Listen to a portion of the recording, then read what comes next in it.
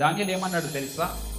దేవుని పద్ధతి విషయంలో జరిగిస్తూ దేవుని కొరకు చావైనా చస్తాను గాని దేవుని పద్ధతి క్రమం తప్పి బ్రతికిన బ్రతుకు ఒక బ్రతుకు కాదు, అటువంటి బ్రతుకు నాకు వద్దు అని తృణీకరించుకున్నాడు.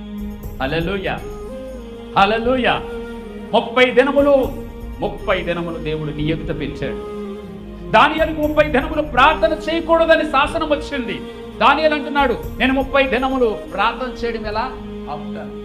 భోజనం మానుకోండి అంటే మానుకుంటా, మంచినీరు త్రాగడం మానుకోండి అంటే మానుకుంటాను, కానీ నా దేవునితో మాట్లాడడము, నా దేవుని సాంగత్యము చేయడము, నా దేవుని యొక్క సన్నిధి అనుభవించడం మీరు మానమంటే నా శరీరం అందుకు అంగీకరించదు, నా ప్రాణం అందుకు అంగీకరించదు.